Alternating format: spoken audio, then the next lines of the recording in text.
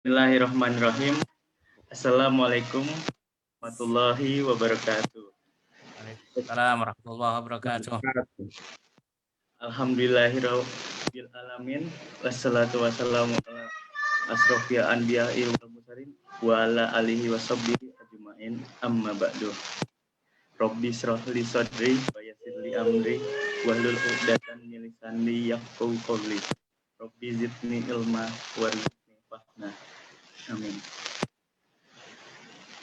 Yang terhormat para peserta diskusi bincang ekonomi umat episode kelima kali ini, baik dari pengurus maupun dari umat.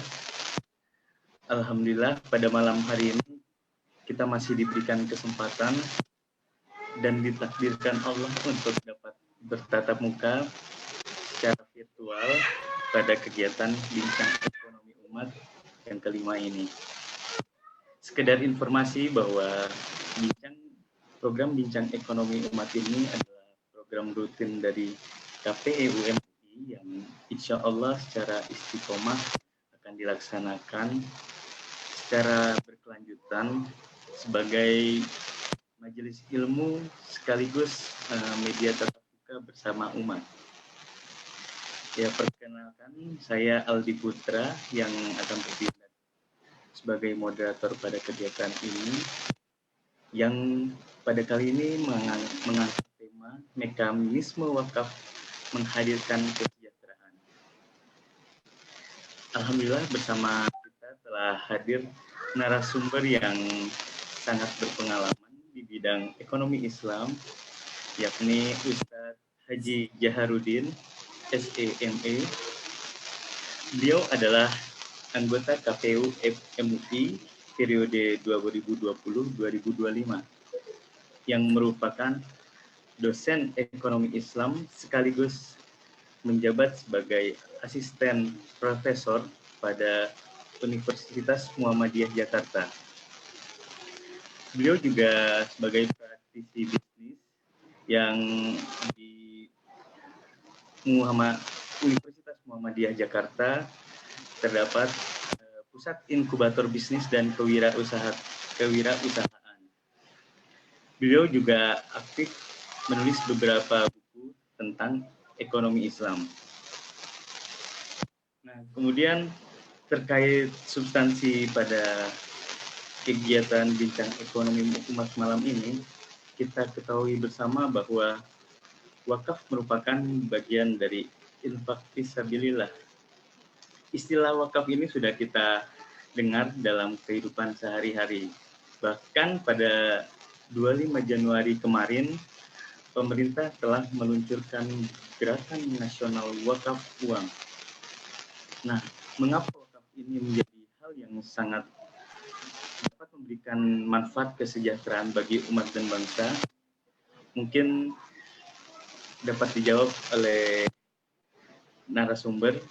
Pada kesempatan ini kita persilahkan Al-Mukarram Ustadz Jaharudin untuk menyampaikan materinya.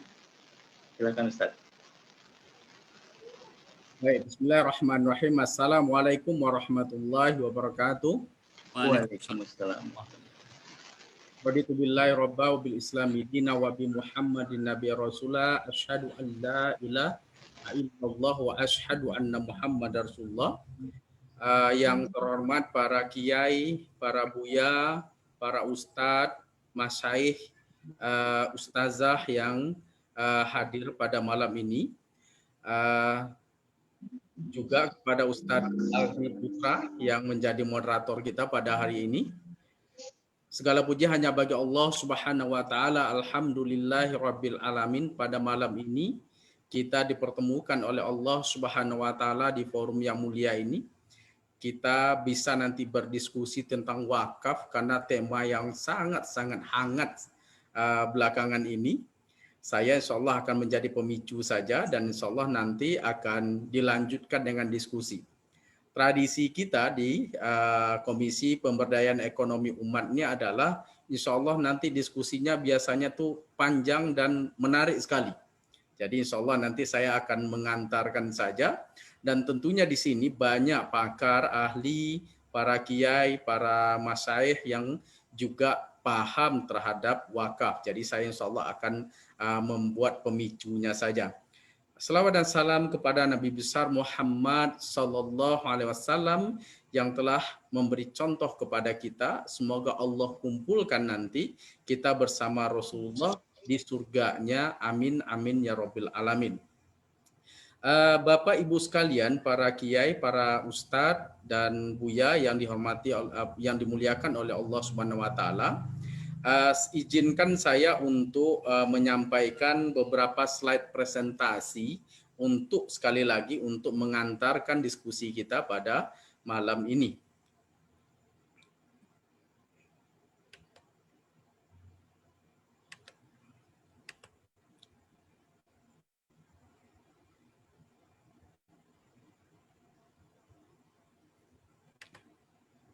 Udah kelihatan ya, Ustadz Aldi? Sudah. Sudah ya. Ya. Tema kita pada hari ini adalah tentang mekanisme wakaf menghadirkan kesejahteraan. Bapak Ibu sekalian, salah satu tujuan kita bernegara tentunya adalah kesejahteraan. Bapak Ibu sekalian, wakaf, dan nanti saya akan menyinggung sedikit tentang Islamic Social Financing ya, yang juga merupakan sumber daya yang sangat menarik untuk kita eksplorasi ya, sehingga akhirnya negara ini nanti memberikan atau mendapatkan beberapa sumber pembiayaan dalam ekonomi, dalam menunjang atau mencapai tujuan bernegara, salah satunya adalah kesejahteraan.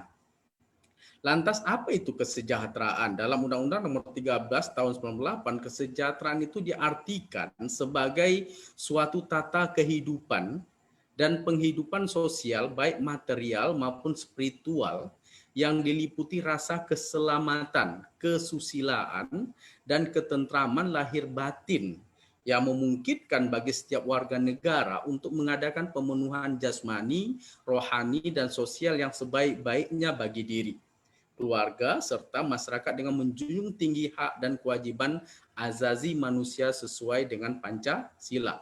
Bapak Ibu sekalian yang dimuliakan oleh Allah Subhanahu wa taala, dalam Undang-Undang Nomor 13 Tahun 98 ini jelas sekali bahwasanya kesejahteraan tidak hanya terkait dengan ekonomi. Kesejahteraan adalah keselamatan, kesusilaan, ketentraman. Ini kata-kata kuncinya.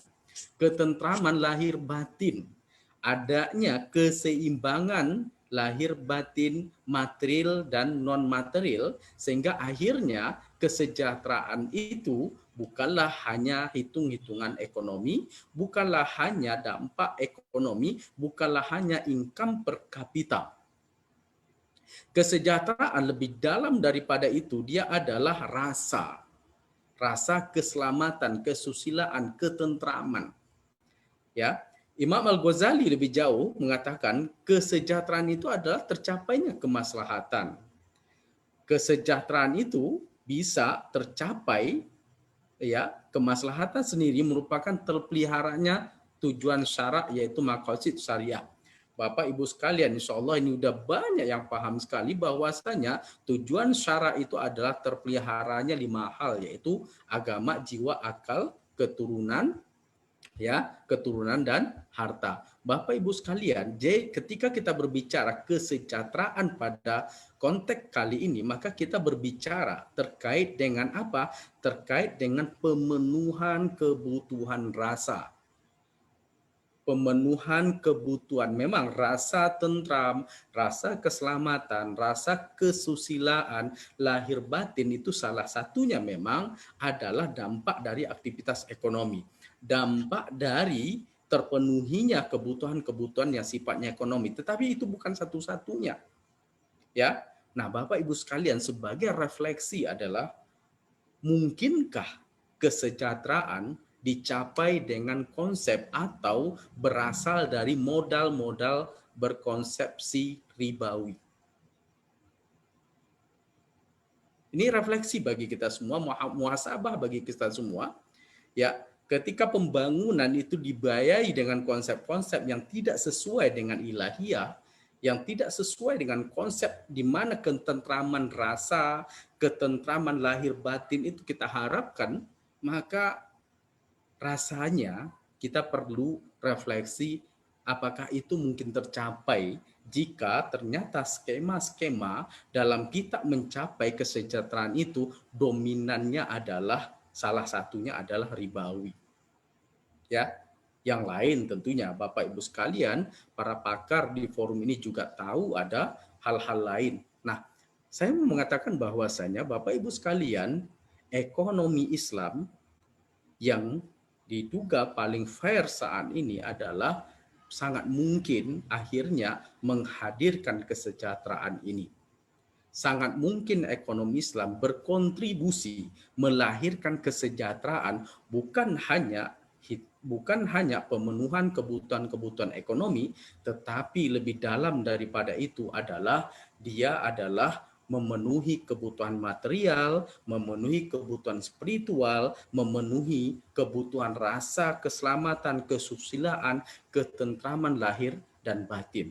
Dan tentunya sesuai dengan hak azazi manusia dan Pancasila. Ketuhanan yang Maha Esa itu memberikan basis atau memberikan landasan yang kuat bagi kita semua untuk apa? Untuk menerapkan ekonomi Islam secara utuh di bangsa ini, termasuk dalam kajian kita pada hari ini adalah memberikan kontribusi atau semakin banyak kontribusi ekonomi Islam atau ekonomi berbasis Islam yang akhirnya menghadirkan kesejahteraan di bangsa ini. Bapak Ibu sekalian, kita sekarang lihat misalnya potensinya apa saja. Banyak sebetulnya yang perlu kita gali Bapak Ibu sekalian, bukan hanya wakaf sesungguhnya. Kita tahu bahwasanya ada zakat berpotensinya 327,6 triliun. Ya.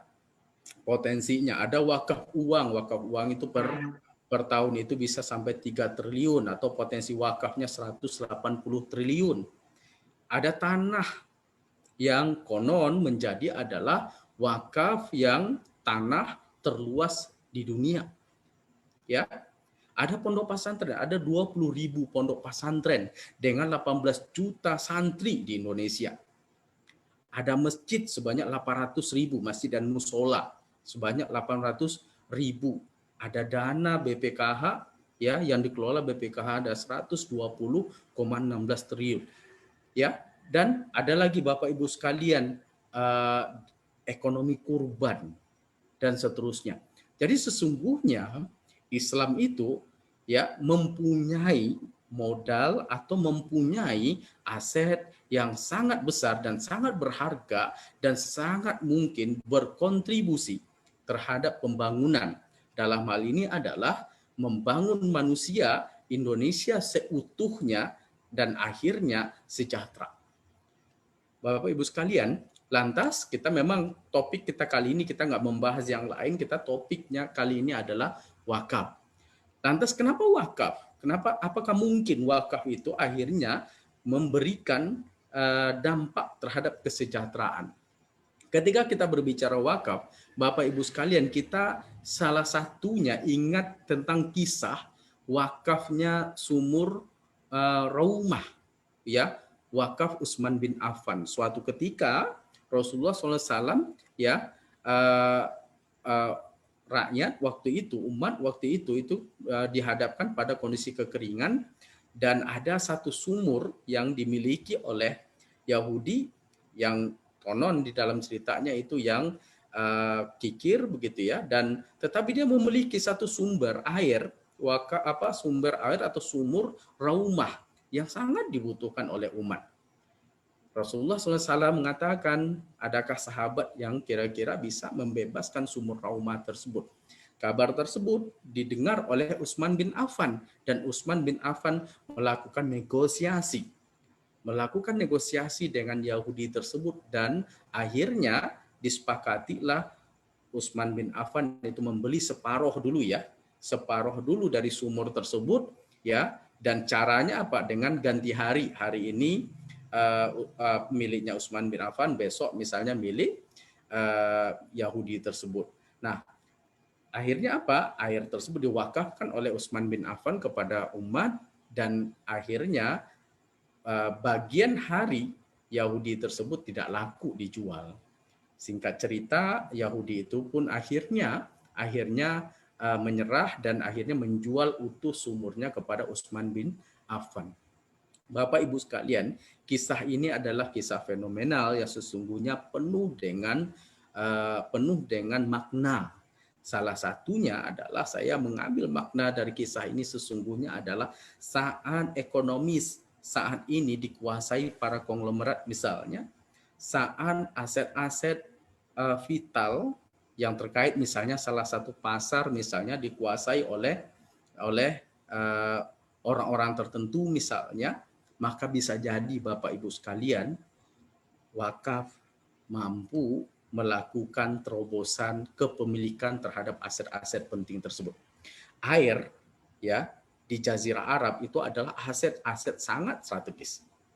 Jangankan di Jazirah Arab, di Indonesia atau negara tropis seperti kita saja, kita tahu bahwasanya air itu adalah aset strategis. Dan Rasulullah dan para sahabat itu mampu membebaskan aset strategis untuk umat dengan konsep apa? Dengan konsep wakaf.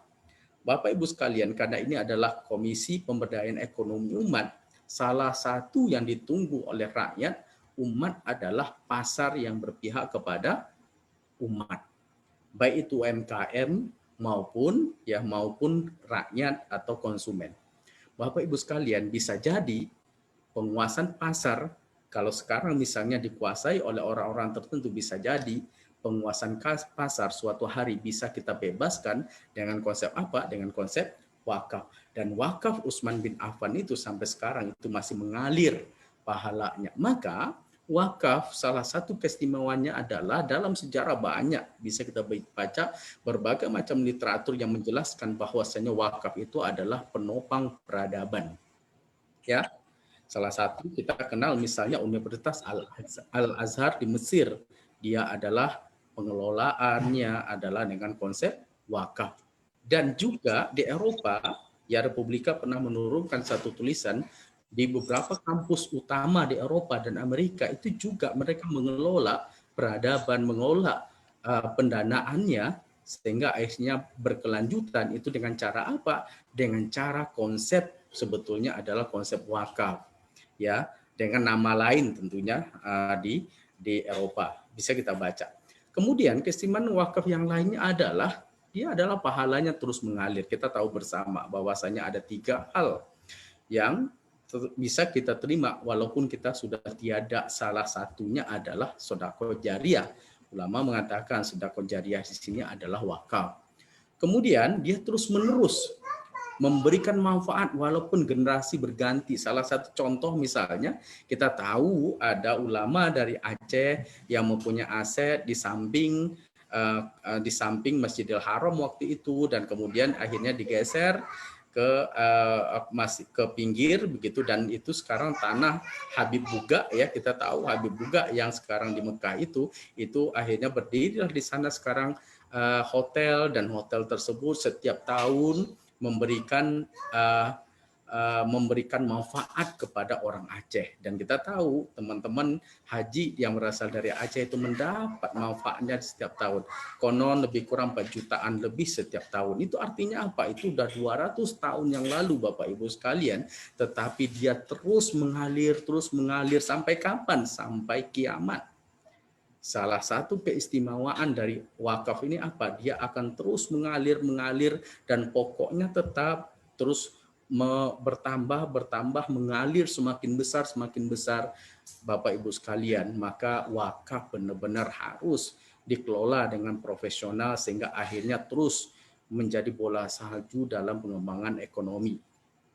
Wakaf juga adalah sangat berdimensi ekonomi. Misalnya wakaf uang. Bapak Ibu sekalian, ketika ada LKS PWU Lembaga Keuangan Syariah penerima wakaf uang, mereka mendapatkan uang dari wakaf uang dari masyarakat, kemudian mereka nanti menyalurkan kepada nazir, ya nazir akan menginvestasikan, tentunya investasi yang mitigasi resikonya bagus dan saat yang sama tingkat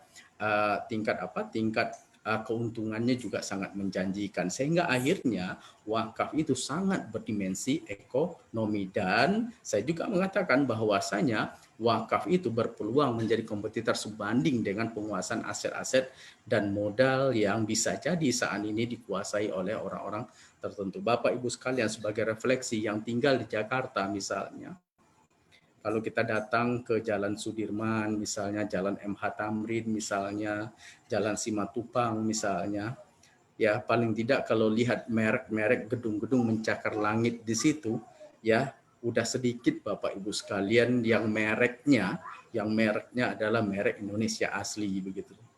Ya. Sederhananya Bapak Ibu sekalian coba berdiri di bundaran Hotel Indonesia misalnya, lihat ke kiri kanan. Kira-kira seberapa banyak misalnya yang masih dimiliki oleh umat. Ya. Bapak Ibu sekalian, lantas apa itu wakaf? Ini sekedar mengulang saja Bapak Ibu sekalian. Wakaf secara arti adalah menahan harta yang mungkin diambil manfaatnya tanpa menghabiskan atau merusakkan bendanya dan digunakan untuk kebaikan. Kemudian tujuannya memanfaatkan harta benda wakaf sesuai dengan fungsinya. Fungsinya apa? Mewujudkan potensi dan manfaat ekonomis harta benda wakaf untuk kepentingan ibadah dan memajukan kesejahteraan umum. Dan peruntukan wakaf itu sendiri itu pada prinsipnya luas sekali Bapak Ibu sekalian. Asal tidak melanggar ketentuan syariah, pada dasarnya wakaf tersebut bisa dimanfaatkan. Bisa untuk sarana dan kegiatan ibadah, bisa untuk pendidikan dan kesehatan, bantuan fakir miskin, dan seterusnya. Konon juga sebetulnya wakaf itu juga boleh dimanfaatkan oleh orang kaya dalam pengertian misalnya suatu hari ada rumah sakit berbasis wakaf dan dia ternyata bisa menggratiskan. Boleh nggak orang kaya berobat di situ? Sangat boleh, nggak ada larangan. Ya kan? Nggak ada larangan. Walaupun Pak, kalau kita buat prioritas bagaimana didahulukan fakir miskin, ya kayak zakat misalnya ada 8 asnaf, boleh nggak? Ya sangat boleh. Tetapi sesungguhnya wakaf itu kelebihannya dalam sejarah bahkan ada villa, ya ada villa wakaf, ya ada aliran susu untuk anak-anak umat Islam yang konsepnya adalah wakaf, ada lembaga pendidikan wakaf dan ini banyak di Indonesia Bapak Ibu sekalian, ya. Bahkan untuk bulan madu berkonsep wakaf pun juga ada dalam sejarah. Jadi wakaf itu sangat berpotensi untuk digunakan dalam berbagai macam bidang. Bapak Ibu sekalian, memang kalau kita berbicara wakaf itu sangat membudaya sesungguhnya dalam budaya bangsa Indonesia. Namun belakangan kadang-kadang wakaf itu ya belakangan mungkin sekitar kalau 5 tahun terakhir ya udah cukup berkembang ya di Indonesia. Tetapi sebelumnya misalnya kita akan melihat wakaf itu seolah-olah 3M. Makam, masjid, dan madrasah. Ya. Sekali lagi, dulu wakaf itu seolah-olah hanya makam, masjid, dan madrasah. Padahal kita tahu ya ada catatannya ya RI 001 itu adalah wakaf dari rakyat. Konon juga dalam sejarah, dan saya dapat data dari Pak Imam ini, anggota BWI ya, Tugu Monas emasnya juga adalah wakaf. Tanah Senayan itu juga adalah wakaf. Jadi sesungguhnya dalam budaya bangsa Indonesia itu wakaf itu dulu malah lebih maju. Ya, dulu malah lebih maju, tapi sempat mungkin turun dan sekarang insya Allah digalakkan lagi. Salah satu kita tahu sekarang ada case wakaf link suku yang luar biasa respon masyarakat. Ya tentunya pro dan kontra dalam dunia, dalam negara demokrasi itu sah-sah saja. Ya, saya termasuk yang mendukung insya Allah. Bapak Ibu sekalian, lantas karena topik kita adalah tentang kesejahteraan, lantas bagaimana efek pengelolaan wakaf uang dalam perekonomian?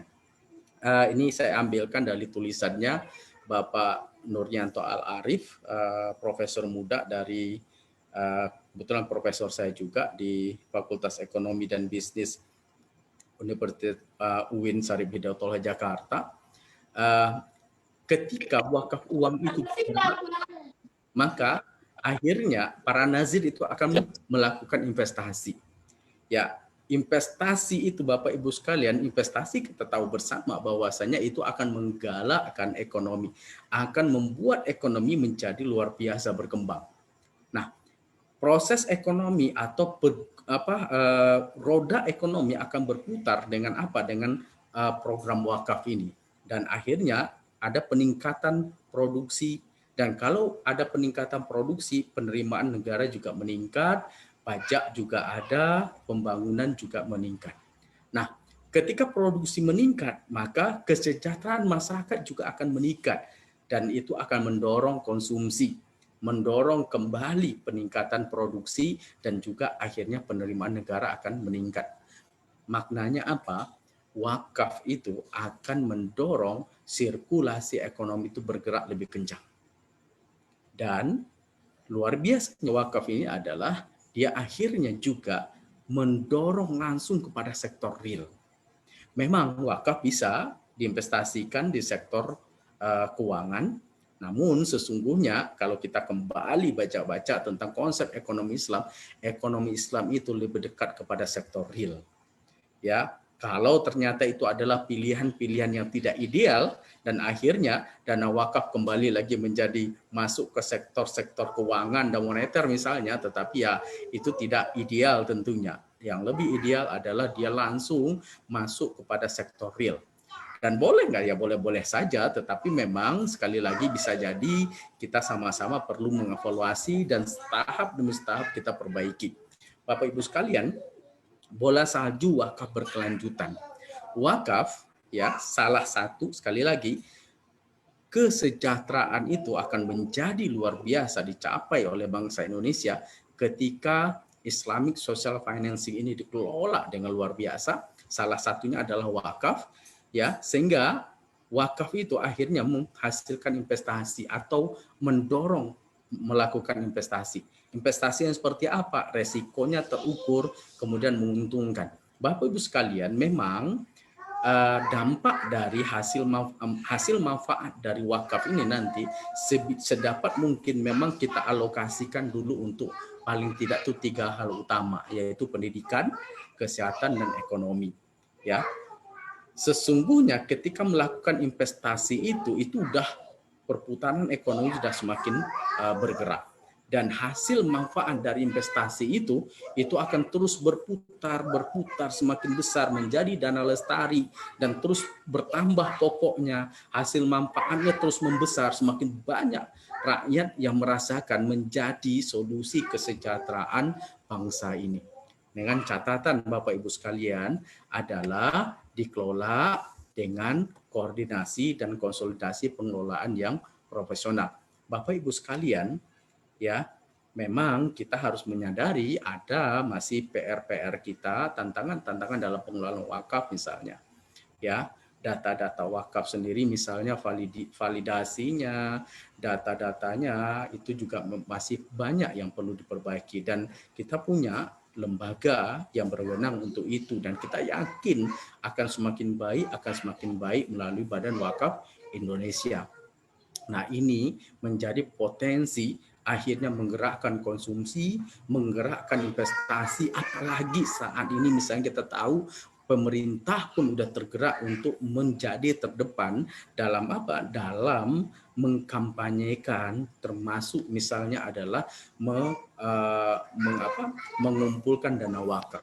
Dan itu akan menjadi potensi yang luar biasa, dan kesejahteraan itu akan hadir ketika sumber pembiayaan modal tentunya itu semakin banyak, tetapi memang harus dialokasikan dengan tepat untuk hal-hal yang mendasar. Terakhir, ya, Allah Subhanahu wa taala mengingatkan kepada kita di surat Al-Baqarah, ya, lazina amanu ya ayyuhallazina amanu ya, hai manusia, masuklah kamu ke dalam Islam itu secara kafah. Salah satu catatan Bapak Ibu sekalian, salah satu catatan kita bersama terhadap memanfaatkan dana-dana umat ini atau dana-dana wakaf ini adalah bukan hanya memanfaatkan wakaf, tapi saat yang sama kita semua bergerak menuju satu titik, yaitu mengamalkan ajaran Islam ini secara sempurna. Karena apa? Karena Islam ini adalah solusi. Dan Islam itu sesungguhnya adalah, kita yakin dia adalah untuk semua komunitas, untuk semua kelompok, dia adalah rahmatan lil alamin. Dan akhirnya kita akan mendapati yang disebut dalam surat An-Nahl itu hayatan thayyibah, kehidupan yang lebih baik. Maka salah satu cerminan kesejahteraan yang diinginkan itu adalah kehidupan yang lebih baik. Apa caranya? Caranya adalah beriman. Ya, caranya adalah beramal soleh. Caranya adalah mengeksplorasi berbagai macam potensi-potensi Islam yang akhirnya bisa menjadi solusi bagi bangsa ini. Begitu dulu Bapak Ibu sekalian, terima kasih banyak para ustadz, para masyayikh, para ustazah, para pakar yang hadir pada kesempatan ini. Saya cuma mengantarkan sebagai pemicu dan bisa kita lanjutkan dalam diskusi-diskusi lebih lanjut. Terima kasih. Wassalamualaikum warahmatullahi wabarakatuh. Saya kembalikan kepada Ustadz Aldi Putra. Alhamdulillah, luar biasa sekali bahwa paparannya tadi, penjelasannya dari Ustadz Jahar mengenai wakaf. Jadi dapat kita petik dari penjelasan narasumber tadi, yang pertama bahwa sebenarnya potensi wakaf dan sejenisnya di Indonesia ini sangat besar, sehingga bagaimana caranya dari pemerintah mengelolanya sehingga wakaf-wakaf ini bisa dapat bermanfaat dan dirasakan oleh umat. Terus yang kedua, dari aspek hukum, bahwasanya negara kita sebenarnya sudah sangat siap untuk untuk pengelolaan wakaf. Bahkan sejak tahun 2004 itu undang-undang tentang wakaf itu sudah ada. Namun ya memang sedikit kita rasakan secara real di lapangan bahwa implementasi dari Undang-Undang Nomor 41 Tahun 2004 itu belum secara maksimal. Dan yang ketiga, keistimewaan wakaf. Jadi wakaf sangat istimewa sekali. Jadi yang manfaatnya dapat kita rasakan langsung, bahkan setelah kita mati pun masih dirasakan, terus mengalir pahalanya. Dan manfaatnya juga terus dirasakan oleh yang merasakannya maupun menikmatinya, dalam hal ini adalah umat. Ya, oke, kalau begitu untuk sesi selanjutnya dibuka sesi tanya jawab. Untuk sesi pertama dibuka untuk 2 penanya. Silakan. Mungkin Bapak Ketua KPU mau mengawalinya. Izin dulu, tadi belum menyapa Kiai Nur Zaman, Ketua Komisi. Assalamualaikum Ustaz. Waalaikumsalam warahmatullahi wabarakatuh. Buya Jaharudin, terima kasih, inspiring materinya. Terima kasih Kiai. Monggo. Mungkin Bapak Ketua. Boleh saya memberikan masukan atau ya. Sharing ya. Assalamualaikum warahmatullahi wabarakatuh. Waalaikumsalam warahmatullahi wabarakatuh.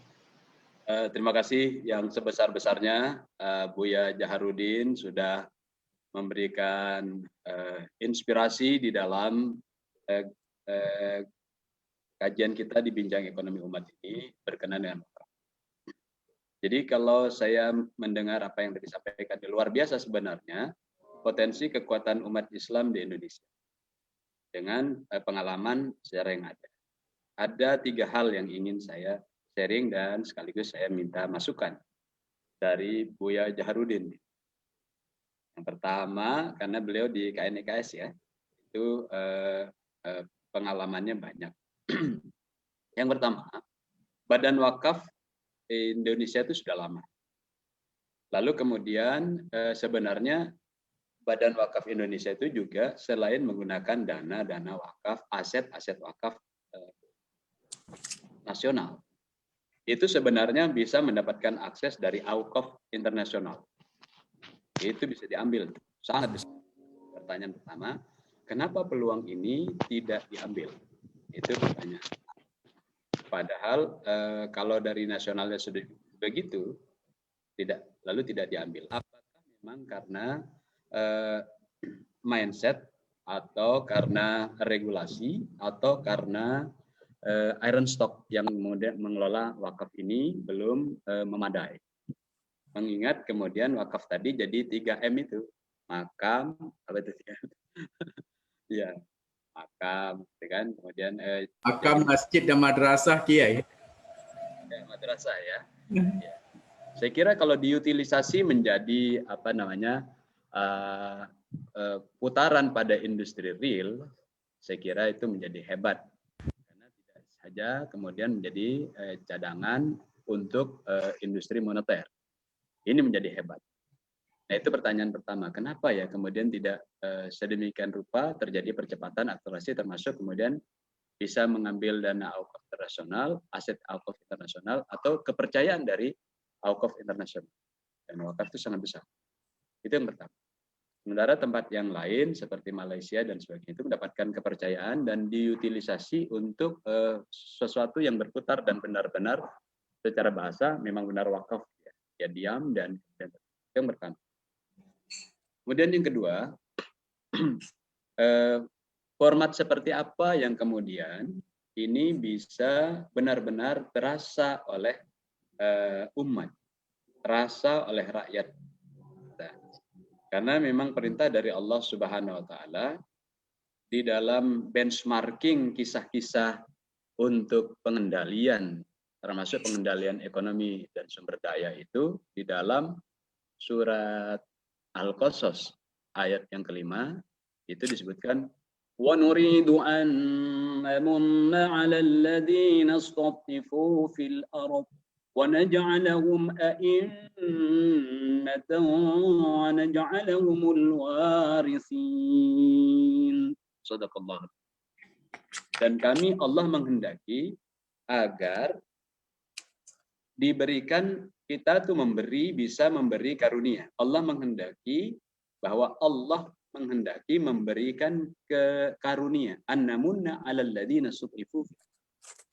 Supaya orang-orang yang tertindas, para du'afa, mereka bisa yang tertindas di muka bumi, wa naj'aluhum a'immatan wa naj'aluhumul warithin.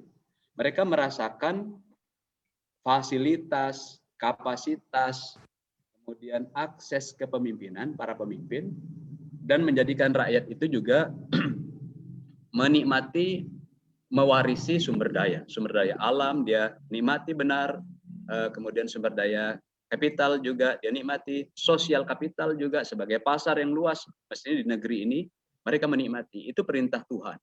Surat 28 ayat yang kelima sebagai benchmark kisah-kisah. Nah, mengapa ya wakaf yang sedemikian hebat bahkan di zamannya Rasulullah SAW, kemudian tadi itu sumur rumah, kemudian tadi yang di Aceh itu bisa rakyat itu menikmati kesejahteraan, atau kalau sampai digali wa naj'alahumul warithin seharusnya bisa mengeksplorasi sumber daya alam yang kaya raya di Indonesia itu mestinya kan bukan trickle down effect, bukan hanya menetes pada rakyat. Rakyat seharusnya duafa, seharusnya muslim yang mayoriti itu menjadi ownership dari industri dari hulu ke hilir yang bisa di backup dengan kekuatan wakaf.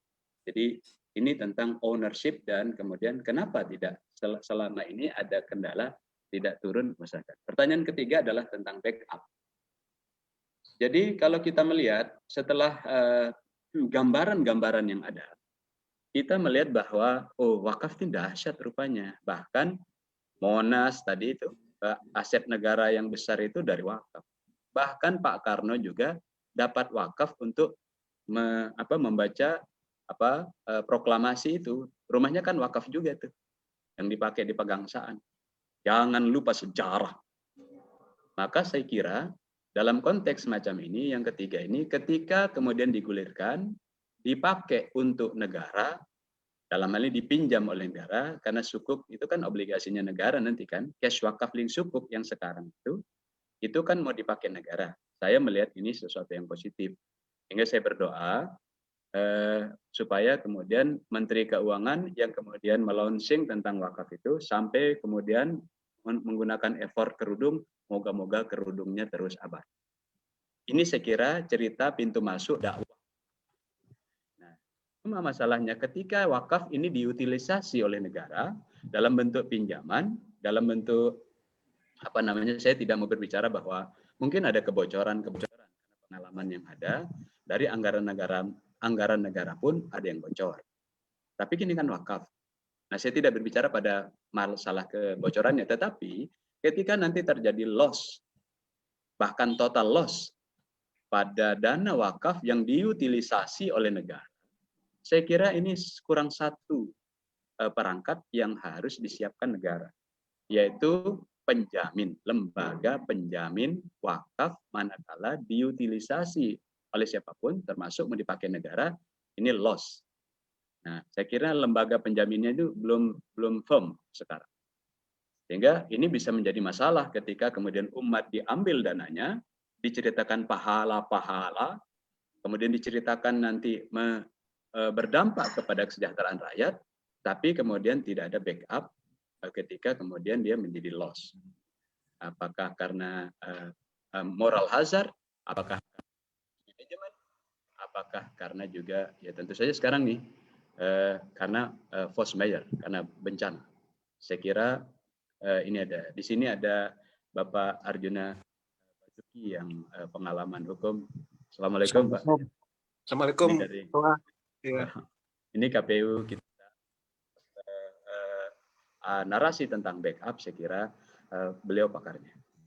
Ini barangkali Buya Jaharudin, saya berikan sharing pertama. Assalamualaikum warahmatullahi wabarakatuh. Terima kasih Bapak Ketua atas sharing dan pertanyaannya. Untuk selanjutnya bisa penanya maupun yang mau menanggapi selanjutnya. Terima kasih. Boleh kalau misalnya mau ditanggapin langsung atau boleh share lagi? Monggo Pak, mungkin langsung penanya dulu aja yang kedua. Nah, oke. Ya. Kalau gitu saya melanjutkan dari apa yang disampaikan oleh Syekhuna Yai Nuruzzaman yang menyinari kita semua gitu setiap saat gitu dengan pemikiran-pemikirannya, namanya sesuai betul gitu, Nuruzzaman selama-lamanya. Pak Kiai, terima kasih. Ketika saya berwakaf, katakanlah wakaf saya lakukan itu dalam bentuk cash wakaf 25 tahun yang lalu. 25 tahun yang lalu saya mewakafkan uang saya senilai 1 juta. 1 juta 25 tahun yang lalu. Kira-kira waktu itu 1 juta itu kurang lebih berapa ya? Kalau dihitung itu $1 dolarnya saat itu sekitar 750 rupiah per dolar. Sementara kalau sekarang 1 juta itu hanya kurang lebih hanya sekitar 70 dolar. Artinya uang saya mengalami penurunan nilai yang sangat-sangat besar. Nah, karena itu tentu perlu adanya sebuah standar agar meskipun jumlahnya itu tetap, ya, atau meskipun jumlahnya itu berkurang, tapi nilainya tidak berkurang. Artinya kalau saya mewakafkan hari ini 100.000 rupiah, 10 tahun berikutnya value dari 100.000 rupiah itu tetap tidak berkurang. Maka harus ada standar. Itu yang pertama.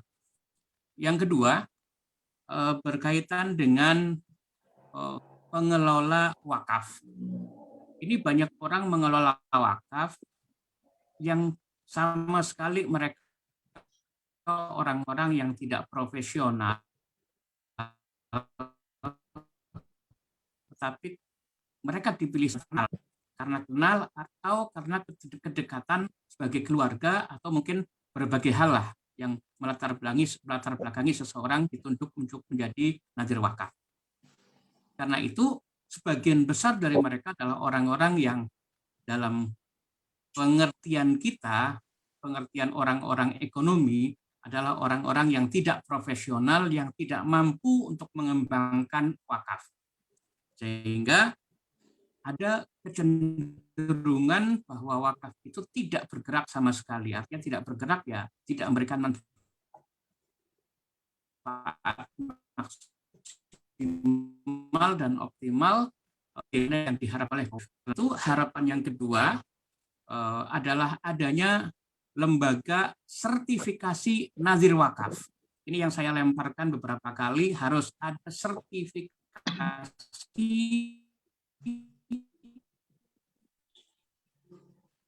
dari orang-orang pemegang wakaf. Sebagai nazir wakaf, maka harus ada dewan pengawas syariah atau dewan pengawas pengelolaan wakaf. Dan organisasi seperti ini atau orang-orang yang melakukan asesmen terhadap orang-orang yang akan mengelola wakaf layaknya adalah dikelola atau inisiatif itu muncul oleh KPEU. Jadi KPEU mempunyai SDM yang mau dan mampu menjadi asesor bagi pengelola wakaf. Kalaupun misalnya sudah dilakukan oleh KNEKS atau oleh Badan Wakaf, tentu kita bisa berkolaborasi agar apa yang kita lakukan, yang kita rintis itu betul-betul berawal atau bermula dari tenaga-tenaga profesional, sehingga apa yang dihasilkan nantinya adalah betul-betul hasil wakaf yang optimal dan maksimal. Saya kira usulan saya itu, yang saya tadi menanggapi dari Pak Kiai, Pak Nurul Zaman, ketua kita, mengenai dana wakaf internasional. Ini sambil bukan jawab serius ya, bahwa kenapa kita tidak mengambil dana wakaf internasional, ternyata kita selalu berpikiran bahwa kita lebih baik memberi daripada menerima. Saya kira begitu Pak Kiai. Syukran jazilan. Assalamualaikum warahmatullahi wabarakatuh. Waalaikumsalam warahmatullahi wabarakatuh. Terima kasih Ustadz Imam atas tanggapannya. Mungkin langsung direspon aja Ustadz Jahar. Nanti dilanjut untuk sesi kedua, mungkin dari Pak Arjuna nanti bisa langsung untuk penanya dari sesi 2. Terima kasih. Baik, Kiai Nurul Zaman dan Ustadz Kiai Imam Baihaqi, Masya Allah. Ya, tentang dana dari internasional, wakaf internasional itu, sepertinya Kiai Imam Baihaqi perlu nanti itu akan dikontak oleh Badan Wakaf Indonesia sepertinya, begitu ya. Ya, kita lebih baik memberi daripada menerima gitu Kiai ya.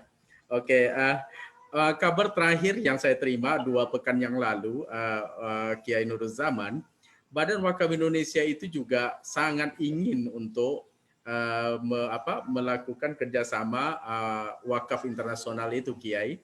Namun memang masih ada kendala-kendala yang sedang mereka selesaikan. Salah satunya Kiai Imam Baihaqi itu ada dari Qatar katanya. Ini kan pakarnya Kiai Imam Baihaqi nih, tahu persis beliau tentang itu begitu. Jadi sepertinya udah ada tanda-tanda ke arah sana Kiai, tapi memang masih ada hal-hal yang sepertinya perlu diselesaikan begitu. Jadi ini konsolidasinya memang harus dipercepat sehingga akhirnya kita bergerak di dalam negeri, saat yang sama keluar negerinya juga harus luar biasa ya, luar biasa melakukan ekspansi. Nah, yang lain misalnya tadi Kiai Nurul Zaman misalnya menanggapi tentang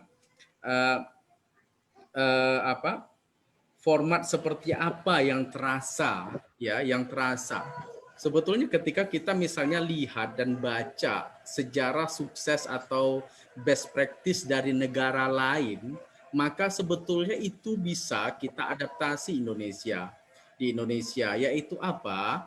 Aset wakaf kita yang menjadi terbesar di dunia ini itu memang membutuhkan sentuhan-sentuhan, bukan hanya nazir yang tadi disinggung oleh Kiai Imam Baihaqi, nazir yang ditunjuk karena budaya lah, ya nazir yang memang turun temurun memang ditunjuk karena budaya. Misalnya kita membutuhkan nazir-nazir yang data KNKS itu menunjukkan sebagian besar nazir itu adalah paruh waktu, ya, tidak fokus, ya. Maka kita membutuhkan, bahkan harusnya kampus-kampus pun, universitas-universitas pun perlu membuat jurusan wakaf yang akhirnya melahirkan sumber daya manusia nazir yang profesional. Saya kebetulan mengajar para kiai dan ustadz-ustazah di forum yang mulia ini. Rata-rata anak-anak kita itu salah satu yang masih mereka idamkan adalah menjadi bankir, ya, menjadi pegawai bank. Lambat-lambat ini harus kita mulai wacanakan. Kenapa enggak kamu berpikir untuk menjadi nazir? Ya, di peraturan Bau dan Wakaf Indonesia kan 10% sebetulnya, ya, hasil manfaat dari wakaf itu bisa dikelola oleh para nazir. Ya, mungkin memang karena putarannya saat ini itu belum besar, memang akhirnya kesannya tidak menarik. Tetapi seiring dengan waktu nanti tentunya itu bisa sangat menarik. Jadi best practice dari negara lain Kiai yang bisa kita ini yaitu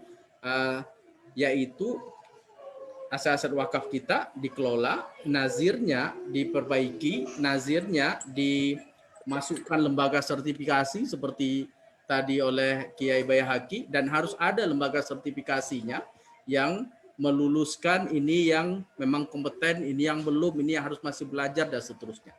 Dan salah satu hal penting dari nazir itu adalah dia punya jiwa entrepreneurship yang sangat-sangat tinggi. Jadi bukan hanya, sekali lagi, bukan hanya mengelola administratif dari aset wakaf, tetapi dia dari awal sadar, saya diamanahkan menjadi seorang nazir, maka saya diamanahkan untuk mengembangkan aset-aset wakaf ini, termasuk wakaf uang. Dan itu juga menurut saya, Kiai Imam Baihaqi menjawab bagaimana cara lindung nilai. Kalau kita lihat mekanisme wakaf secara utuh, maka kita akan mendapatkan sesungguhnya ada lindung nilai di situ, yaitu apa?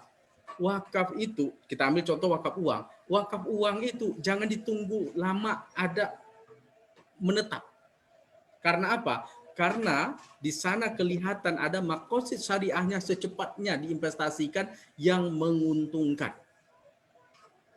Ya, yang menguntungkan. Sehingga akhirnya apa? Dana wakaf itu bukan berkurang. Sesungguhnya kalau ada nazir-nazir wakaf yang akhirnya membiarkan wakafnya, misalnya ada dana 1 miliar, kita anggap wakaf uang, dan dia biarkan begitu saja, itu malah turun sesungguhnya nilainya. Bisa jadi itu malah tidak tepat dalam pengelolaannya. Secepatnya dia harus melakukan investasi, dan investasi ini menggerakkan. Dan akhirnya mendapatkan imbal hasil atau manfaat, dan manfaat ini terus memperbesar pokoknya.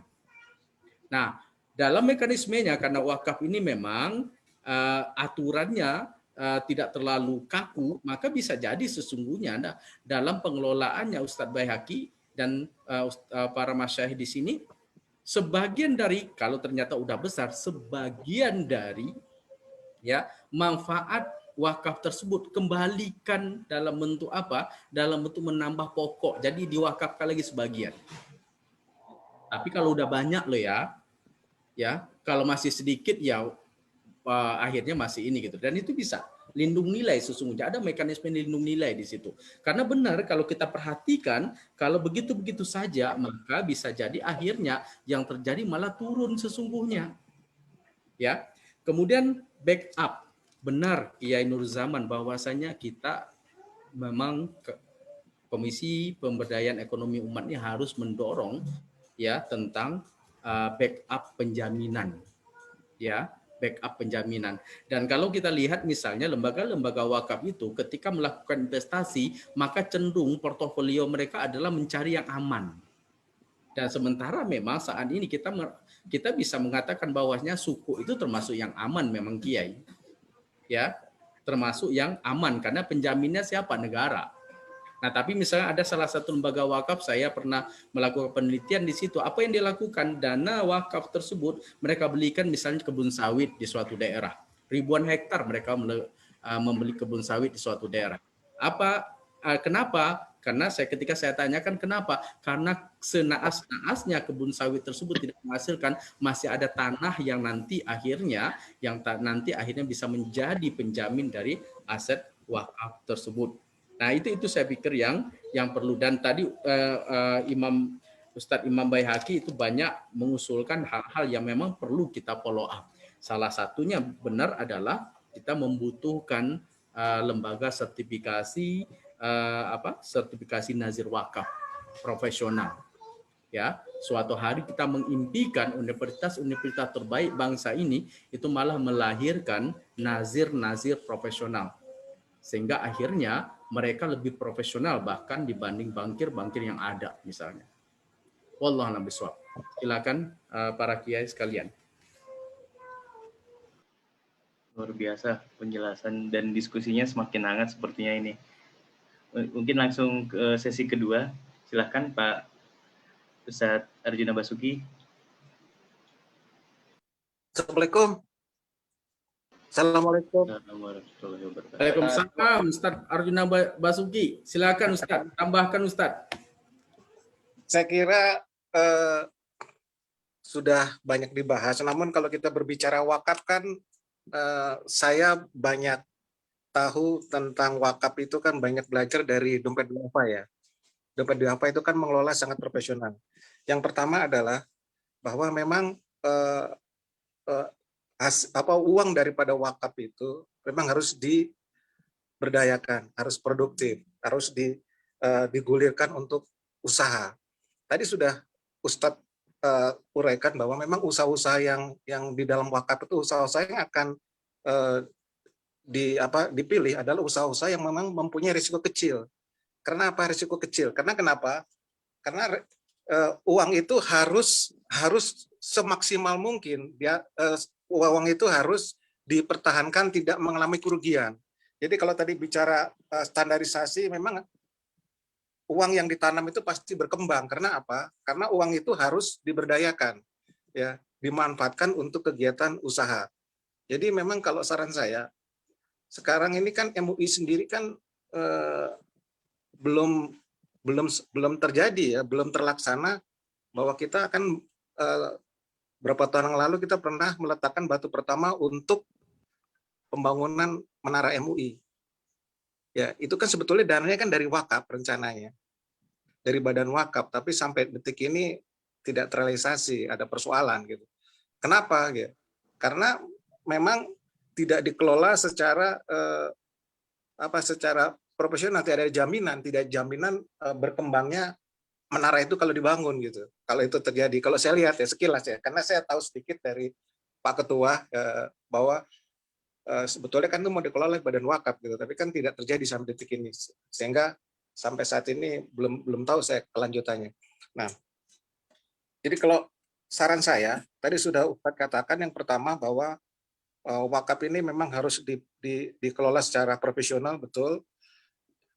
Terdiri profesional, yang dikatakan profesional pertama adalah orang yang mempunyai latar belakang pengetahuan bank ya, bagaimana mengelola uang. Yang kedua adalah orang yang mempunyai pengetahuan entrepreneurship. Dua hal itu sangat penting di dalam mengelola wakaf. Ya, saran saya kalau bisa kita bisa meminta masukan atau sebagai sumber masukan dari Dompet Duafa untuk bisa kita undang untuk memberikan informasi bagaimana dia mengelola. Saya lihat dia sangat luar biasa pengelolaannya. itu kita bisa minta tolong kepada mungkin Pak Ketua itu Kiai Nurus kenal dengan Pak Nasid. Saya kira beliau kita bisa undang untuk memberi masukan tentang wakaf ini.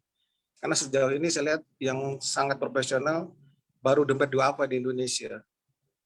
Dia sangat produktif dikelolanya dan dia berkembang semua usaha-usahanya. Sedikit sekali yang mengalami, bahkan tidak pernah dengar saya dia mengalami kerugian semua usaha yang dikelola oleh Dompet Duafa. Saya kira itu dulu Ustadz dari saya, karena tadi paparannya sudah cukup bagus. Memang wakaf kendalanya adalah di Indonesia saya lihat orang masih belum yakin ya, pengumpulan dananya agak sulit ya, karena orang masih belum yakin. Pertama itu, yang kedua kita jangan menolak. Saya kira dana dari luar negeri cukup banyak wakaf. Sepanjang kita punya proposal yang memadai, itu bisa kita ambil. Jadi nggak apa-apa, karena dompet Duafa pun dari luar negeri cukup banyak. Ya, dari Amerika, dari Jepang, itu bisa diambil. Nggak ada masalah saya kira Ustadz. Justru di sana sumber dananya besar. Sepanjang kita punya proposal yang memadai dan memang bisa dipertanggungjawabkan, dianggap capable oleh mereka akan beri itu untuk kerjasama itu. Misalnya barangkali KPU ini kita bisa sama-sama kita cari jalan keluar untuk bisa mewujudkan MOU Tower itu. Ya kita bisa aja dari mana dananya ya. Kita kumpul bersama, kita berunding dengan Pak Ketua dengan Pak Lukman, dengan Kiai Nurut. Nah nanti siapa tahu kita dapat solusi untuk mengelola ini gitu.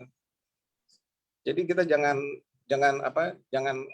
alergi untuk bisa minta dari luar negeri, karena itu sangat potensial dari luar negeri.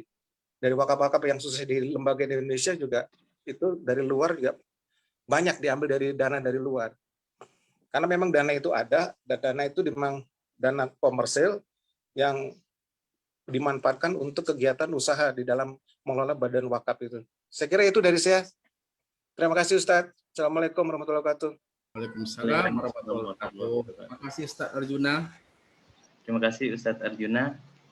Untuk mungkin ada penanya lagi, kalau tidak ada bisa langsung ditanggapi Ustadz Jarudin. Silakan monggo. Ya, terima kasih Ustadz Arjuna Basuki. Jadi benar, sepakat sekali bahwasanya salah satu kriteria nazir itu adalah terbiasa mengelola resiko, Ustadz Arjuna Basuki. Dan ini sesungguhnya ada di alumni-alumni dari bank. Ya, mereka terbiasa sekali. Kita tahu misalnya bank itu adalah lembaga yang penuh dengan resiko. Jadi mitigasi resikonya tinggi. Kemudian tadi memang benar sangat dibutuhkan entrepreneurship. Dan Dompet Duafa saya juga beberapa itu Ustadz Arjuna itu juga membaca dan melihat langsung, dan kebetulan juga melakukan penelitian bahwasanya Dompet Duafa itu luar biasa agresif melakukan investasi dari wakaf.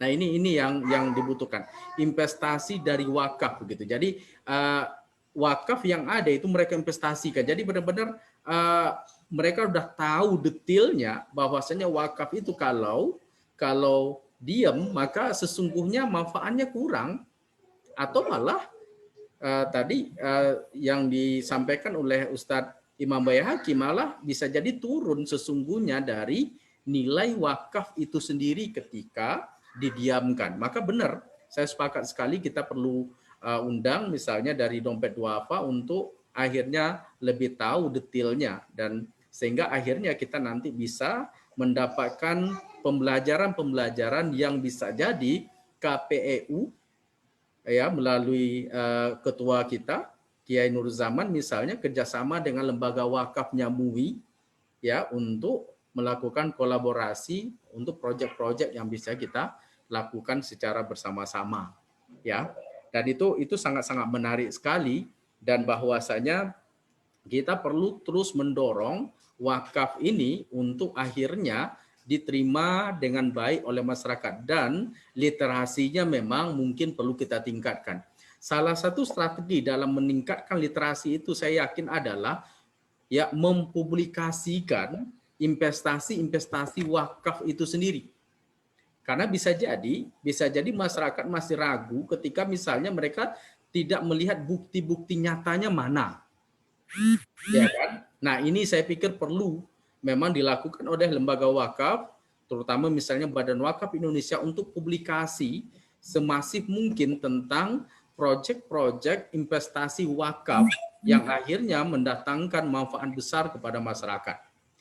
Dan lembaga-lembaga wakaf yang ada itu perlu terus melakukan investasi publikasi kepada masyarakat kita, sehingga akhirnya yakin nanti suatu hari masyarakat akan menerima konsep wakaf dan akhirnya mereka tergerak untuk melakukan wakaf. Dan ingat, dalam sejarah Indonesia, di awal-awal kemerdekaan Indonesia itu udah luar biasa kok sebetulnya. Pemahaman wakafnya udah tinggi malahan. Ini menarik sebetulnya diteliti. Dulu itu masyarakat udah tinggi pemahaman wakafnya dengan cara bukti-bukti nyata. Tadi Kiai Nur Zaman juga mengatakan bahkan rumahnya, tempat proklamasi itu adalah wakaf begitu loh. Ya kan? Tapi sempat turun sepertinya literasi dan pemahaman masyarakat kita terhadap wakaf, dan sekarang kelihatan lagi nih tanda-tanda insya Allah masyarakat kita akan bergairah lagi untuk berwakaf, dan Komisi Pemberdayaan Ekonomi Umat harus ambil andil dalam proses tersebut. Begitu lebih kurang tanggapan saya. Terima kasih masukan-masukannya sangat bernas dari Ustadz Arjuna Basuki. Alhamdulillah. Amin. Semoga apa yang diharapkan tercapai dari untuk mendalami wakaf ini. Mungkin tadi selanjutnya Pak Ustadz Mangesti tadi udah raise hand di aplikasi. Silakan Pak Mangesti. Pak Ustadz Mangesti, monggo. Mohon maaf Ustadz, saya masih nyetir. Sebentar lagi nyampe rumah. Saya masih setir. Oh, oke. Mungkin Pak Wakil Ketua Pak Afan mau menanggapi. Saya masih nyetir. Sebentar lagi nyampe rumah. Lanjut dulu Pak Aldi. Lanjut. Oke, kalau boleh nanggapin sedikit tuh, tadi ada yang menarik dari Ustadz Arjuna. Oh, monggo Pak Kiai, silakan. Ya, sambil menunggu Pak Mangesti, ini dahsyat memang, luar biasa. Malam ke jaringannya luar biasa, dan beliau di perjalanan malam ini. Semoga selamat di perjalanan. Nah, saya kira hal yang kemudian success story yang kita dapat dari luar, nah, ayo kita bikin success story di dalam negeri dengan berbagai etalase yang kita bikin. Karena perjalanan 1000 mil itu dimulai dari satu langkah. Jadi saya kira kalau kemudian KPU ini menjadi epicentrum dari etalase yang kita bikin, mulai dari kecil-kecil, saya kira ini bisa menjadi sesuatu yang menarik. Apalagi ini Buya Haji Afan Rangkuti ini memiliki gagasan yang besar untuk merangkum jejaring kita dari titik-titik terkecil secara nasional. Kita berharap kita nanti membangun kantor pemberdayaan ekonomi umat di seluruh kota kabupaten yang akan kita lakukan. Itu mercusuar yang mau dibangun oleh Komisi Pemberdayaan Ekonomi Umat yang kita bahas, sehingga kita memiliki kantor bersama. Jadi kalau PTPN itu punya kantor bersama, kemudian berbagai unit industri punya kantor bersama, kita umat ini harus punya kantor bersama yang bisa kemudian membangun jejaring pasar, jejaring akses, dan koneksitas.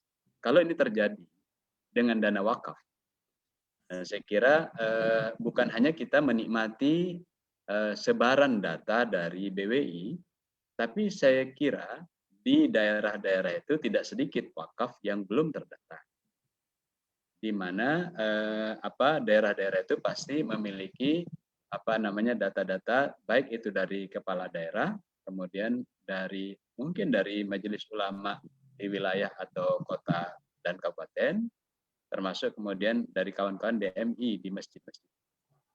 Nah, kalau kita meronce semua potensi, baik dari dana wakaf yang disebutkan tadi dari data BWI, Badan Wakaf Indonesia, juga kemudian kita turun bertemu dengan berbagai jejaring, ini dahsyat saya kira dana aset wakaf kita.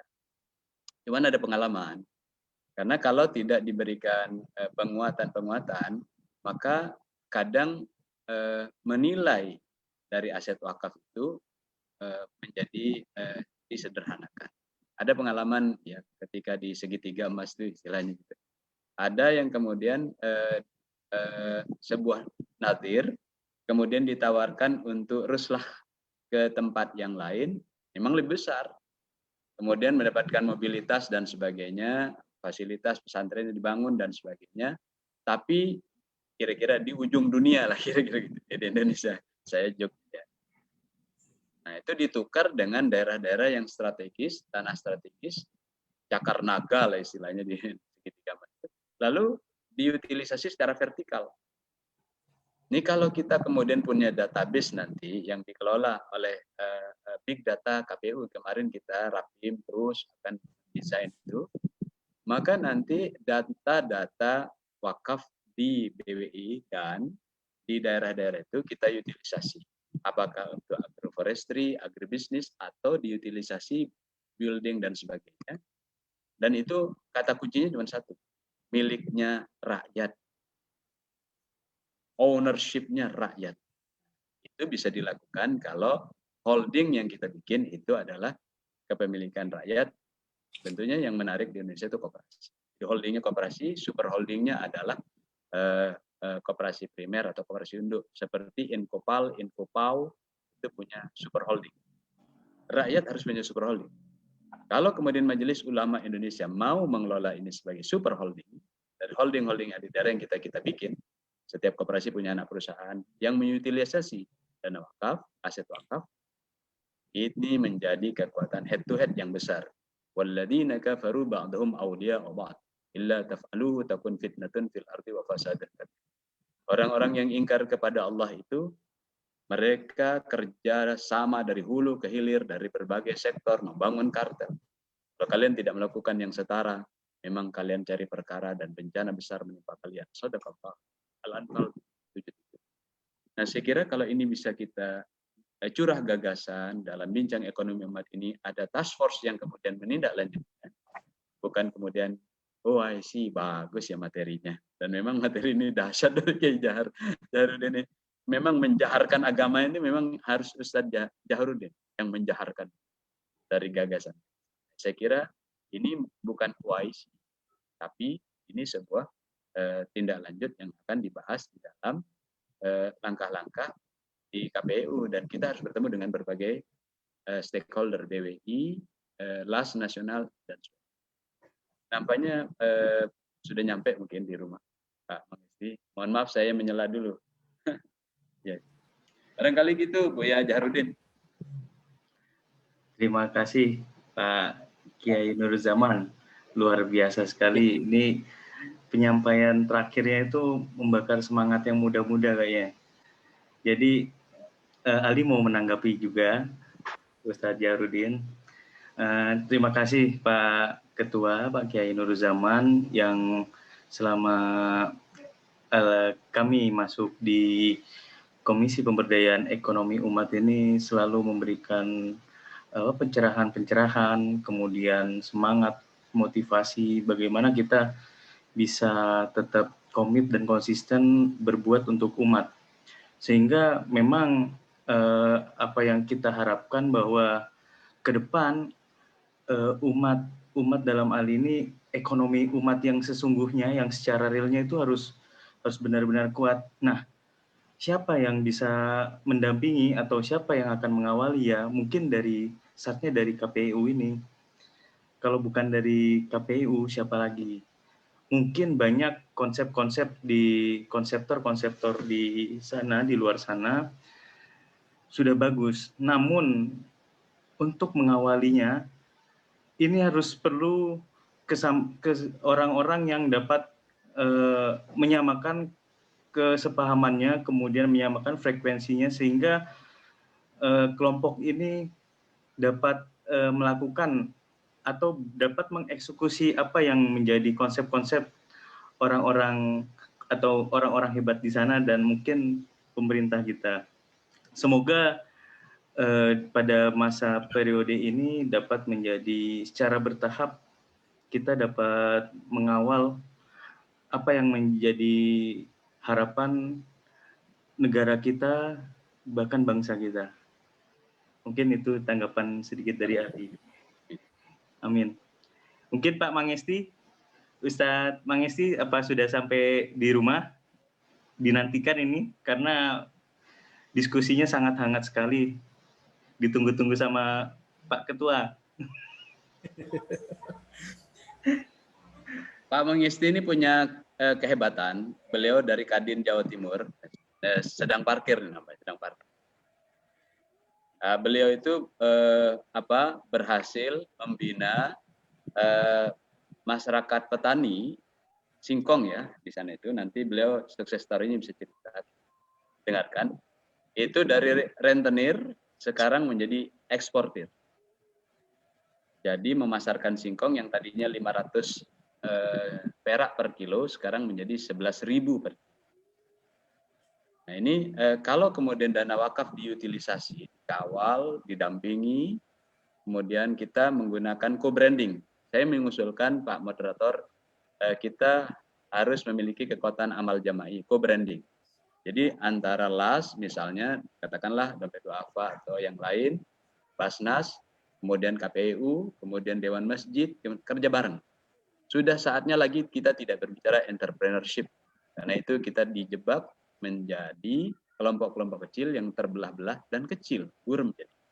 Tapi kalau cooperative planner yang kita bangun, jadi milik bersama, milik rakyat, milik umat, co-branding, kampus juga ikut. Ini dari Kediri ini minta sudah KPU supaya datang, karena di sana kepala daerahnya sudah menyiapkan slaughtering, artinya rumah potong hewan, peternak petani ingin bergabung, ingin didakwahi dan mau membuat industri dari hulu ke hilir, ingin didampingi.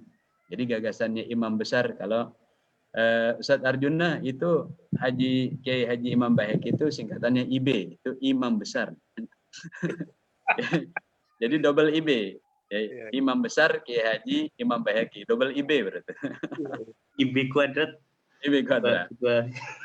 Nah, ini kalau kemudian pendampingan ini kita lakukan, katakanlah di spot, di titik yang dilakukan oleh Pak Mangesti di Jember dan Jombang, nanti kita dengar. Lalu ada nelayan yang kemudian dikelola di daerah Pantai Utara, kemudian di Kediri kita datang, kita silaturahim dengan kepala daerahnya di beberapa titik. Musi Banyuasin sudah minta, karena peternakan bergabung dengan kebun karet. Ini sudah minta untuk kita datangi. Ini task force mesti sudah dibikin. Sehingga gagasan yang ada, yang dibangun oleh Buya Afan Rakut ini harus menjadi amal jariah. Jadi ada action, ada task force yang kita sepakati, siapa yang melakukan itu dengan kesepakatan bersama. Kata kuncinya, kita membangun industri milik kita bersama rakyat. Gitu. Terima kasih Pak Ketua. Mungkin ada tanggapan lagi Pak Ustadz Jahar sambil menunggu Pak Mangesti. Sebenarnya sih kalau dari waktu sudah mau hampir habis, cuman perlu dinanti juga Pak Ustadz Mangesti ini. Sambil menunggu Ustadz Mangesti, tadi satu kata kunci yang sangat menarik dari Kiai Haji Nurul Zaman, ketua kita, itu adalah kolaborasi, koperasi dan wakaf itu, Kiai.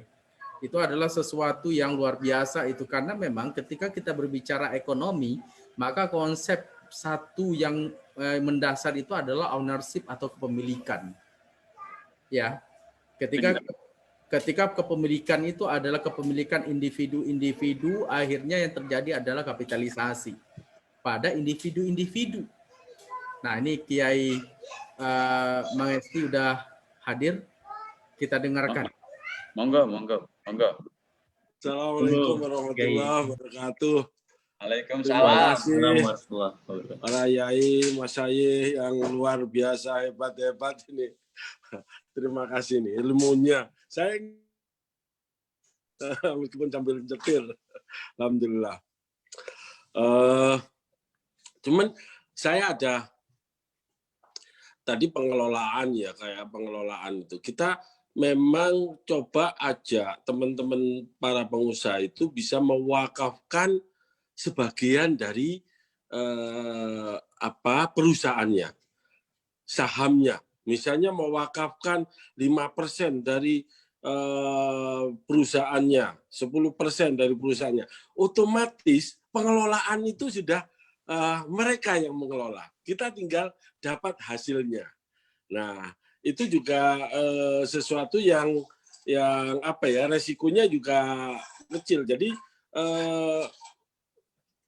teman-teman yang mewakafkan itu kan sudah punya perhitungan bahwa oh ini saya sebenarnya mau ngasih sebagian sharing penghasilan saya sekian. Nah, nanti berarti ini aset saya alihkan jadi wakaf 5% atau 10% dari nilai total saham mereka. Nah, itu kan di akte notariskan. Jadi yang mengelola juga berarti yang mengeluarkan wakaf itu. Jadi ini sesuatu yang juga perlu secara hukumnya itu bagaimana. Nah, kemudian menurut saya kita nggak bingung dengan siapa yang ngelola gitu kan. Nah, 5%, 2%, 3%, 10%, nanti lama-lama ada yang 50% dari perusahaannya diwakafkan gitu kan. Nah, ini sesuatu yang ini, dan ini sudah mulai. Jadi setiap pertemuan itu kita tawarkan bahwa siapa yang mau mewakafkan perusahaannya. Nah, berapa persen? Ada yang mewakafkan, saya tidak mewakafkan kepemilikan sahamnya, tapi mewakafkan sekian persen dari keuntungan saya per tahun. 10% dari profit saya wakafkan. Nah, itu mulai distimulasi agar kita terus ini sosialisasi ini biar menggelembung. Karena di level bawah ini kan banyak pengusaha kita yang memang perlu distimulir untuk kita girohnya untuk berwakaf ini fastabikul khairatnya muncul gitu. Nah, itu Pak Yai. Jadi salah satu sumber wakaf yang mungkin ini. Karena menurut saya ya, untuk mengalahkan 9 naga atau siapapun pemilik yang secara indeks gini rasio ya sudah luar biasa, kita ini enggak ada apa-apanya ya. Itu adalah wakaf, mengelola wakaf. Jadi bayangkan seandainya kita ini katakanlah kita bergerak di yang ketahanan pangan ya, karena ini harusnya yang kita mulai ini komoditi strategis maksud saya, itu yang dibantu dengan dana wakaf. Yang nggak punya modal dibiayai dengan wakaf. Kemudian kan nanti dibeli dengan dana infak. Nah, ini bisa luar biasa. Kekuatan pasar memiliki daya saing yang luar biasa. Nah, karena petani ini selain nggak punya uang, ini kemudian hasilnya itu dibuat mainan oleh tengkulak. Nah, ini harus ada yang membeli. Siapa yang membeli? Nah, ini kekuatan wakaf dan infak ini luar biasa. Yang nanam itu dananya dari wakaf, kemudian yang beli itu dana dari infak, itu luar biasa. Jadi menurut saya kekuatan itu mulai dibangun. Dan ini tidak hanya jadi wacana, jadi langsung dilakukan. Meskipun mulai kecil, jadi kita nggak perlu terlalu banyak pikiran ke depan, karena kalau kita malam hari seperti kita ini mau jalan ke Jember, ya nggak mungkin kita bilang bahwa lampu saya ini cuma lampu mobil saya hanya bisa menjangkau 10 meter. Ya, nggak mungkin, ini di depan saya 50 meter, 60 meter, 100 meter di depan saya ada apa? kita nggak tahu. Nah, tapi kalau kita jalan 10 meter itu jalan ya sampai 200 kilo kita nanti tahu. Nah, insya Allah itu. Kemudian kedua, kita ini sebenarnya banyak dana itu. Ya, dana wakaf, dana infak, dana apa. Tetapi kita mengeluarkannya itu harus dengan proyek kemanusiaan yang menyentuh umat. Nah, beberapa pengalaman itu mengumpulkan 1.000 ton itu hanya cukup 10 hari. 10.000 ton beras itu 10 hari. Kenapa? Karena itu menyentuh kemanusiaan dan itu proyek yang real ya. Beberapa kali sudah terlaksana dengan baik. Nah, itu begitu kita punya proyek, itu sudah daya dukung yang luar biasa. Itu pengalaman yang disampaikan oleh teman-teman yang mengelola wakaf ya, dana wakaf. Bahkan yang namanya per menit itu uang masuk ke rekening pengelola wakaf itu sampai 1,2 juta per menit itu. Jadi coba kita bayangkan betapa besarnya itu. 2 tahun dia sudah bisa mengelola 5 triliun. Nah, itu kekuatan yang luar biasa. Kekuatan itu tumbuh karena kita jalan, kemudian jalan itu komunikasi dengan donaturnya. Oke, dengan masyarakat yang mengeluarkan para donaturnya itu kita komunikasikan, kita publikasikan apa yang kita lakukan, kita laporkan. Nah, ini kepercayaan itu tumbuh. Kepercayaan tumbuh. Dan yang seperti itu harus memang diduplikasi. Tadi Pak Ketua bilang bahwa ini memang nanti proyeknya kita harus punya kantor pemberdayaan umat di setiap kabupaten. Itu luar biasa. Karena permasalahan di setiap kabupaten itu tidak sama dan unik. Dan ini yang harus kita kerjakan. Jadi insya Allah kalau itu terjadi, tugas kita sebenarnya make it happen. Jadi apa yang sudah kita canangkan, apa yang kita cita-citakan, itu buat terjadi, buat terwujud gitu, sehingga bisa dirasakan oleh masyarakat di bawah. Nah, untuk itu memang kita tidak bisa, kita harus selalu berpikir cara-cara apa yang bisa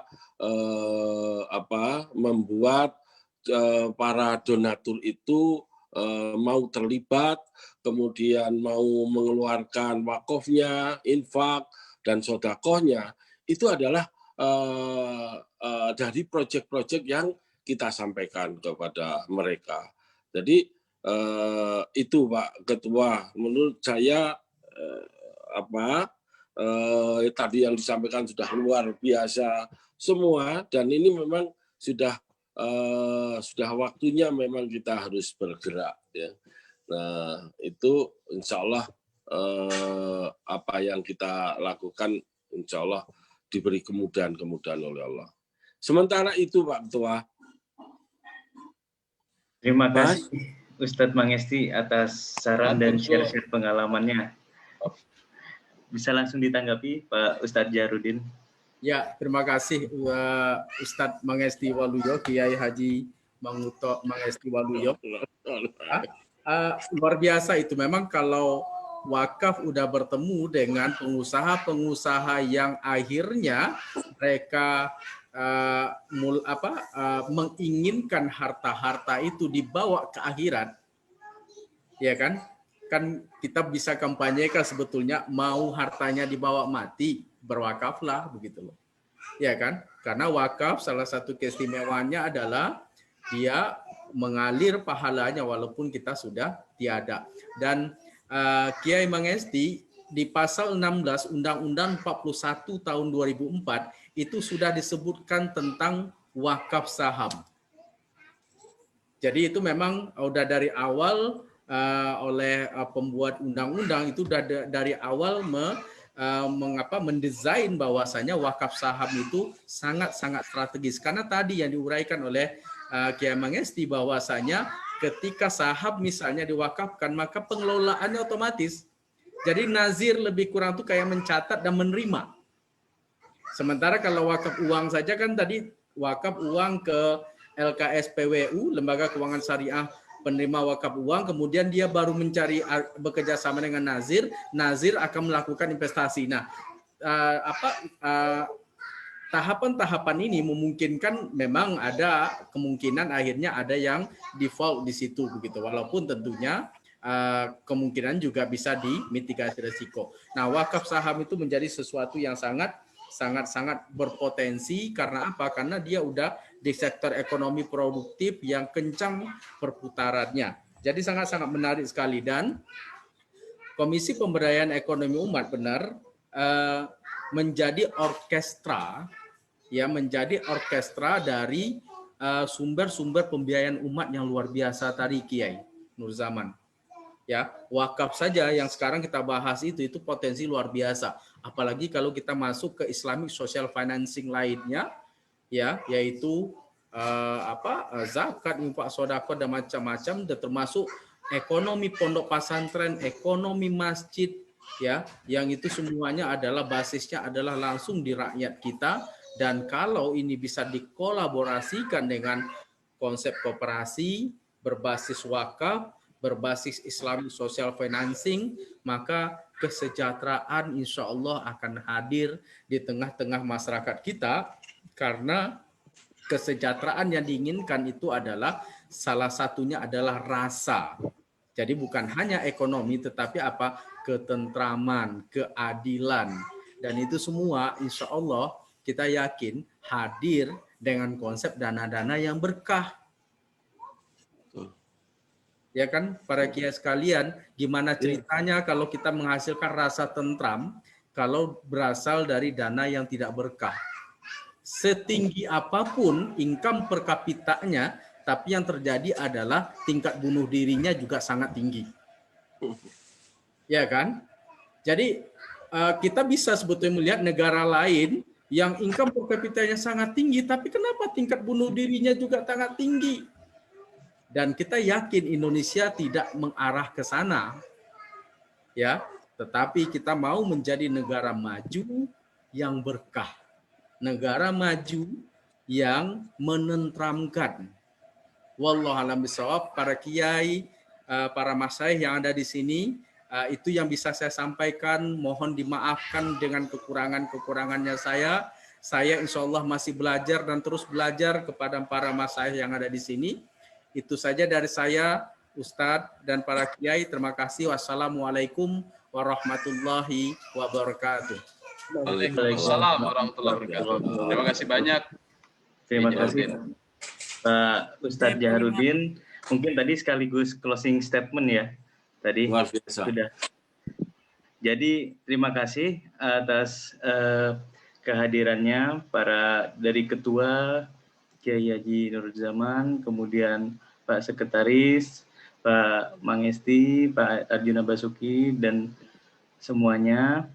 Semoga apa yang disampaikan dan menjadi pembahasan malam ini dapat kita tindak lanjuti, dan semoga ke depan Indonesia menjadi makmur, sejahtera seutuhnya. Amin. Sepertinya ini pembahasan untuk wakaf nih harus ada part 2, 3 dan seterusnya, Pak Ketua. Semoga nanti bisa menjadi pembahasan lagi. Kalau begitu saya Aldi Putra, terima kasih atas kehadirannya dan partisipasinya. Alhamdulillah. Mohon maaf apabila terdapat kesalahan atau hal-hal yang kurang berkenan. Subhanakallahumma wa bihamdika asyhadu an la ilaha illa anta astaghfiruka wa atubu ilaik. Wassalamualaikum warahmatullahi wabarakatuh. Waalaikumsalam warahmatullahi wabarakatuh. wabarakatuh. Terima kasih banyak.